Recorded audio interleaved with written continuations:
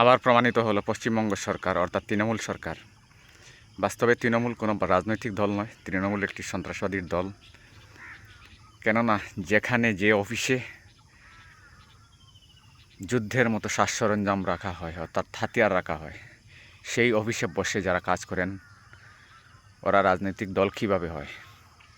কোনো একদিন ফিরহাদ হাকিম বলেছিলেন, হিন্দুরা হিন্দু ধর্মে জন্মগ্রহণ করেছে, ওরা দুর্ভাগ্য, ওদের দুর্ভাগ্য।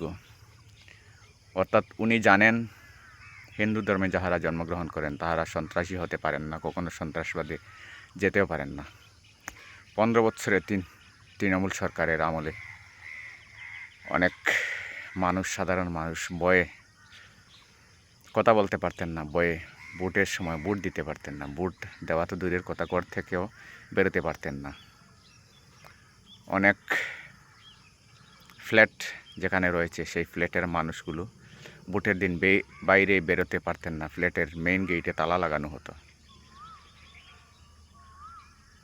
তো উনির কথা সত্য ছিল, কেননা তৃণমূলের অফিসে যদি অত হাতিয়ার থাকতে পারে, ওই হাতিয়ার কেন, কী কাজের জন্য? প্রতিটা ইলেকশনের পরে মানুষের ঘর বাড়ি জ্বালানো, মানুষকে মারা, যন্ত্রণা দেওয়া, এইসব ছিল তাদের চরিত্রে। সেই চরিত্রের বহিঃপ্রকাশ ঘটল বিজেপি সরকার আসার পরে। বিজেপি সরকারকে যাহারা পছন্দ করেন না, এরা কখনো দেশভক্ত হতে পারেন না। দেশভক্তরা কখনো সন্ত্রাসীকে পছন্দ করতে পারেন না।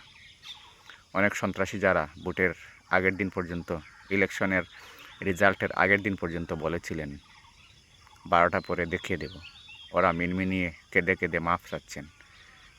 অর্থাৎ ওরা রং বদলানোর সময় এর প্রয়োজন হয় না, যে কোনো সময়ে ওরা রং বদলাতে পারে।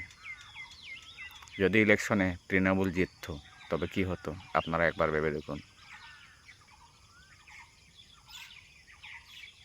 ভাববেন না যে আমি কোনো একটা দলের পক্ষে কথা বলছি, আমি সমাজের ভালোর জন্য কথা বলছি।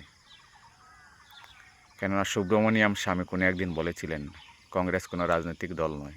ঠিক তেমনইভাবে টিএমসি কোনো রাজনৈতিক দল নয়। যেখানে টিএমসি হারার পর বাংলাদেশে দুঃখ পেয়েছে, বাংলাদেশের সন্ত্রাসীরা চিৎকার চেঁচামেচি করছে, অর্থাৎ টিএমসির সদস্যরাও বাংলাদেশে অ্যাক্টিভ রয়েছেন। সেটাই প্রমাণিত হয় টিএমসি কোন দলকে সাহায্য করে বা কাদের দল। অতএব ভেবেচিন্তে আগে বাড়বেন। দেশকে বাঁচানোর জন্য সেকুলারগিরি ছাড়েন, সরকারের পক্ষে আসেন, দেশের পক্ষে আসেন। ধন্যবাদ।